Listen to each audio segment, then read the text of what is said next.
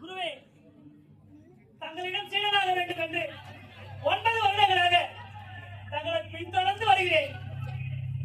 என்னை தாங்கள் சீடனாக ஏற்கவே இல்லை.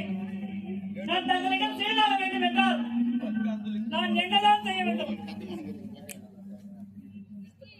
குருவே, குருவே, நான் சொல்வது தங்கள் காதில் கேட்கவில்லையா? என்னை தாங்கள் சீடனாக ஏற்கத்தான் வேண்டும்.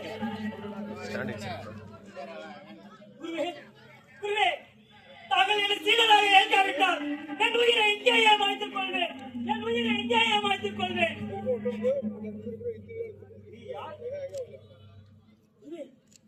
புத்த தத்துவத்தை பின்பற்றும் எண்ணற்ற மக்களுள் நானும் ஒருவன். உன்னை புத்த கொள்கை உடையவனாக மாற்றியது எது? தங்களின் சென் தத்துவம் தான் குருவே. சென் தத்துவத்தின் அடிப்படை கூறுகளில் முக்கியமான தத்துவத்தை ஒன்றை கூறு. ஒன்றை இழந்தால்தான் ஒன்றை பெற முடியும். இந்த வெண்பணிகளை சிவப்புடையமாக மாற்றினால் உன்னை நான் சிலராக இருக்கிறேன். குருவே, குருவே, அது எப்படி சாத்தியம்? இவ்வளவு வெண்பணிகளை என்னால் எப்படி செந்நிறமாக மாற்ற முடியும்? ஒன்றை இழந்தால்தான் ஒன்றை பெற முடியும். குருவே, குருவே,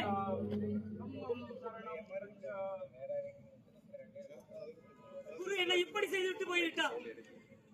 தன்னை சீடராக வைக்க வேண்டும் என்றால் இந்த வெண்பணியை, இந்த வெண்ணிற பணியை நான் செந்நிறமாக்க வேண்டுமா?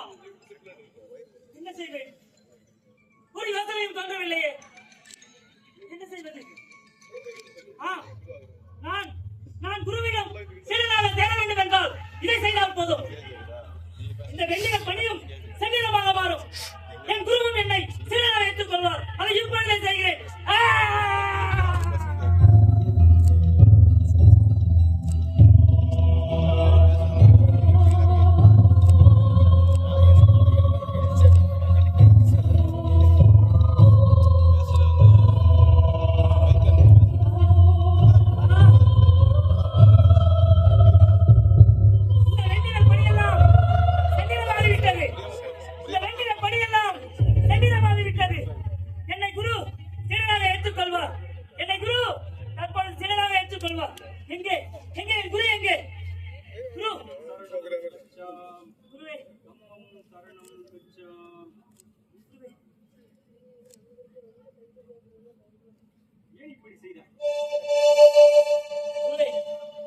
தத்துவத்தின் அடிப்படை பதி ஒன்றை இழந்தால்தான் ஒன்றை பெற முடியும்.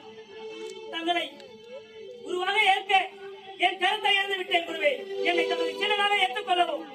நீ இந்த வெண்பணிகளை சிவப்படமாக மாற்ற விரும்பியிருந்தால் நீ உன் அறிவை பயன்படுத்தி இருக்க வேண்டும். ஆனால் ஆயுதத்தை பயன்படுத்தி விட்டாய். இனி ஒருபோதும் இது போன்ற தவறை எப்பொழுதும் செய்யாது. உன்னை நான் என் சீடனாக இருக்கிறேன்.